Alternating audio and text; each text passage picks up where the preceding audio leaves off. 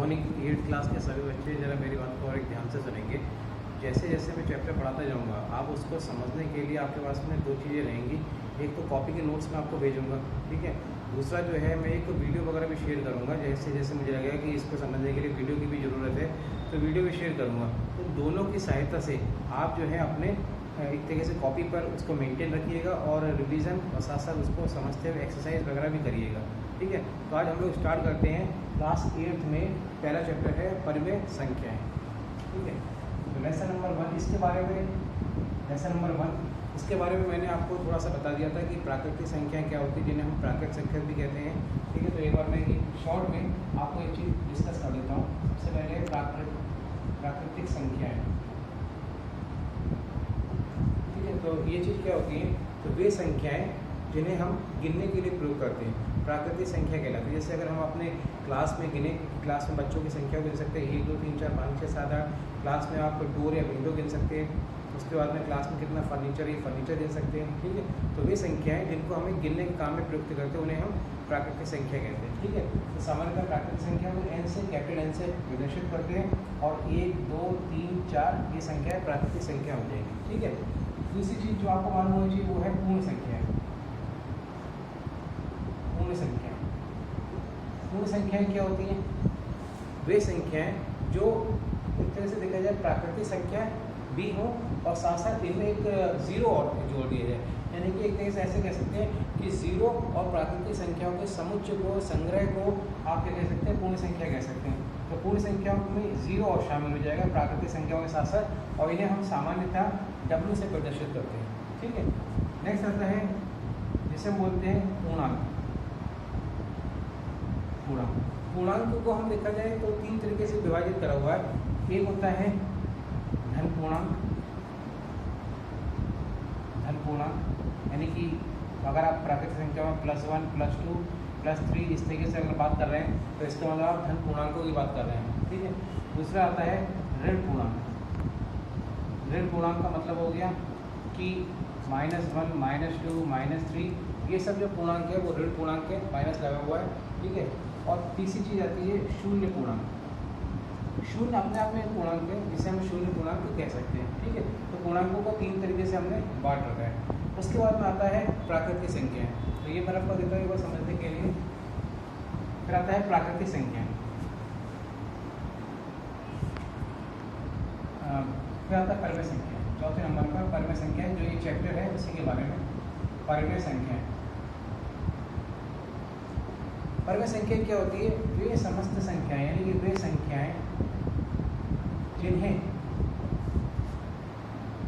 P/Q के रूप में लिखा जाता है, लिखा जाता है या लिखा जा सकता है, लिखा जा सकता है, परिमेय संख्या कहलाती है।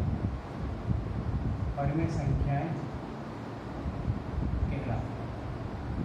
ये परिमेय संख्या की एक डेफिनेशन है जो बहुत आसान भाषा में, कि वे संख्याएं जिन्हें P/Q के रूप में लिखा जा सकता है। जैसे उदाहरण के लिए अगर बात करें 2/3 ये परिमेय संख्या है, ठीक है। और इसमें खास बात ये कि जहाँ P व Q वो कैसी संख्या होनी चाहिए? पूर्ण संख्या होनी चाहिए, पूर्ण संख्या। लेकिन पूर्ण संख्या में 0 भी आ जाता है। एक खास बात और ये कि Q का मान जो है वो 0 कभी नहीं होना चाहिए, ठीक है। तो परिमेय संख्याओं में 2/3, -5/4, -9/7 ये सारी आदि जितनी संख्याएँ हैं ये सब परिमेय संख्याएँ आप कह सकते हैं, ठीक है। तो हमारे चैप्टर में यहाँ तक जो चीज़ है वो चीज़ बहुत बेसिक चीज़ है, परिमेय संख्याओं के बारे में मालूम होनी चाहिए।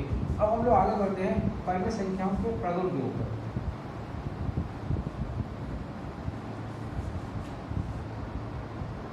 परिमेय संख्याओं के प्रगुण। सबसे पहले बात करें अगर ये पॉइंट पर, तो योग पर परिमेय संख्याओं के प्रगुण, योग पर,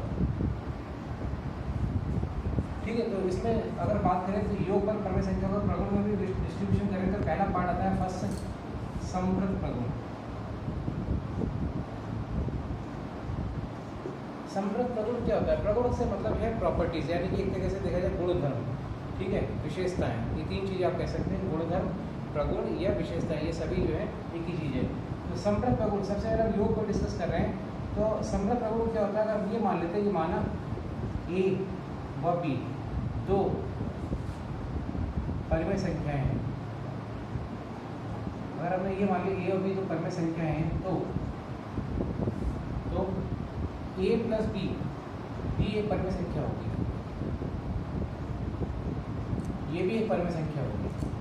आप उदाहरण के लिए अगर आप देखें, मान लेते हैं कि अगर ए का मान 1/2 है और बी का मान 1/3 है, दोनों परिमेय संख्याएं हैं। अगर आप इनको आप देखें तो a plus B is equal to कितना हो जाएगा? 1/2 प्लस 1/3। एलसीएम ले लें, 2 और 3 का 6 आ जाएगा, 2 3 6, 3 दूनी 2, एलसीएम जैसे निकालते हैं वैसे ही आप 2 3 6, 3 की 1 से गुणा करेंगे 3 आएगा, 3 दूनी 6, 2 की 1 से गुणा करेंगे 2 आएगा। तो ये हल करके आ जाएगा 5/6। तो आप देखिए a प्लस बी आपने क्या लिया था? परिमेय संख्या है, तो उनका योग भी एक परिमेय संख्या आ रही है, योग भी एक परिमेय संख्या प्राप्त हो रही है। तो ये था संप्रत प्रगुण, किस पर? योग पर, ठीक है। दूसरा आता है इसके बाद में क्रम विनिमय प्रगुण, क्रम विनिमय प्रगुण। अगर हम ये मान लेते हैं कि माना ए व बी दो परिमेय संख्याएं हैं,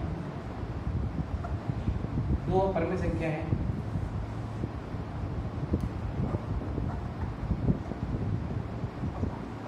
तो आप देखेंगे कि अगर ए में बी को ऐड करें या बी में ए को ऐड करें, रिजल्ट आपके पास में सेम ही प्राप्त होगा। ये जो आपके पास में रूल होता है इसे बोलते हैं क्रम विनिमय, यानी क्रम बदलने से परिमेय संख्याओं के योग के ऊपर कोई फर्क नहीं पड़ेगा। उदाहरण के लिए अगर बात करें, अगर ए का मान आपने 1/2 मान लिया है और बी का मान 1/3 मान लिया है, तो अगर आप देखें तो ए प्लस बी को अगर हल करते हैं तो वो आएगा 1/2 प्लस 1/3। एलसीएम लेते हैं 6, तो 2 3 6, 3 प्लस 2 यानी किया जाएगा 5/6। इसी के बाद में अगर ए बी प्लस 1 हल करेंगे तो आप देखिए केवल साइड ही तो चेंज हो रही है, ना तो आपके एलसीएम में कोई चेंज आएगा, ठीक है। 3 दूनी 6, 2 की 1 से गुणा करेंगे 2 और 2 3 6, 3, तो इस तरीके से 5/6 ही आ जाएगा। अब देखिए ए प्लस बी और बी प्लस ए का मान बराबर है, A plus B is equal to B plus A. ये आपके पास में सिद्ध करता है कि क्रम विनिमय प्रगुण जो है योग पर लागू होता है, ठीक है। आगे बढ़ते हैं, तीसरा प्रगुण होता है साहचर्य प्रगुण। तीसरा थर्ड पार्ट आता है, दैट इज साहचर्य प्रगुण। साहचर्य प्रगुण क्या होता है? अगर हमने 3 संख्या मान लेते हैं, माना a, b व c, 3 संख्याएं हैं, 3 परिमेय संख्या है। खास बात ये है कि ये सभी हम परिमेय संख्या मान रहे हैं, 3 परिमेय संख्या है।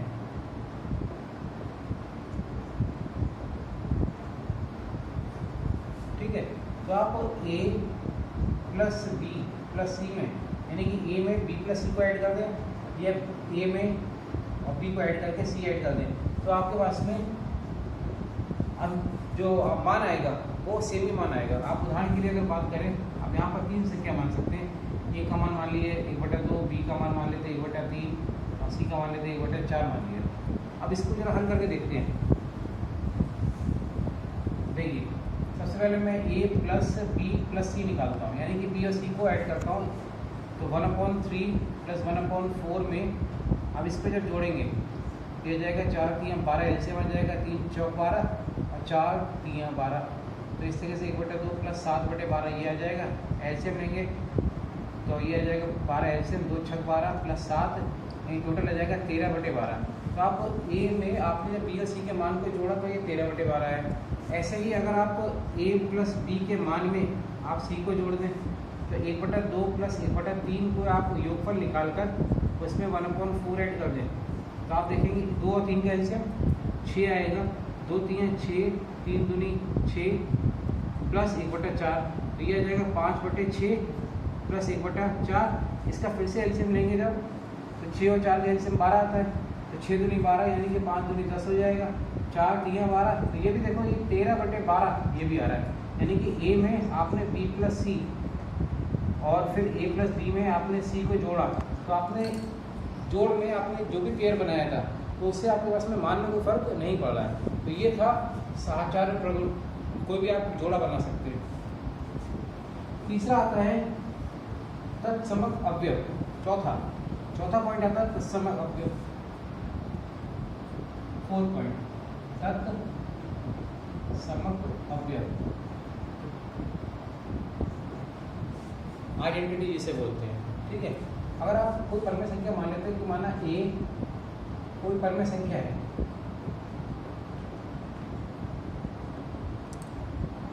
तो ए में आप देखें तो 0 को ऐड कर रहे हैं तो क्या आएगा, ये भी ए आएगा, और ये 0 में ए को ऐड करें ये आएगा। यानी एक तरह से कह सकते हैं 0 को योग का तत्समक अवयव कहते हैं। योग का तत्समक अवयव कहते हैं 0 को। और एक इसके बाद में लास्ट जो प्रॉपर्टी है, लास्ट जो गुणधर्म है वो ये है योगात्मक प्रतिलोम।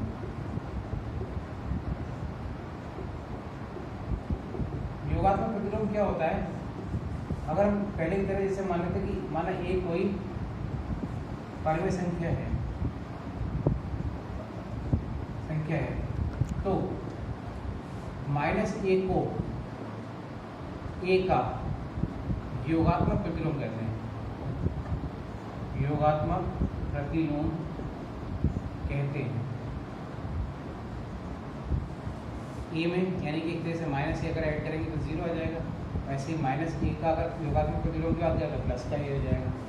ठीक है, तो इसी तरीके से अगर आपसे किसी क्वेश्चन पूछा जाता है कि माइनस का 5/6 का योगात्मक प्रतिलोम अगर ज्ञात करने को कहा जा रहा है, प्रतिलोम माइनस का 5/6 होगा, ये याद रखना। तो ये थी योग पर तत्समक अवयव वाली, तत्समक अवयव और योगात्मक प्रतिलोम की प्रॉपर्टी। इसके अलावा जितनी प्रॉपर्टी थी वो अभी हमारे पास में गुणा की आएंगी, भाग की आएंगी, तो हम लोग अगले ट्रेन पे डिस्कस करेंगे। तो ये प्रॉपर्टीज़ आप अपनी कॉपी पर नोट कर लीजिएगा। इसी चीज़ को मैंने आपको फोटो कॉपी भेजूंगा, उसको आप नोट करके और इसको समझते हुए, इसको समझकर अच्छी तरह कॉपी में नोट कर लीजिएगा। आज के लिए इतने रहते थे, थैंक यू।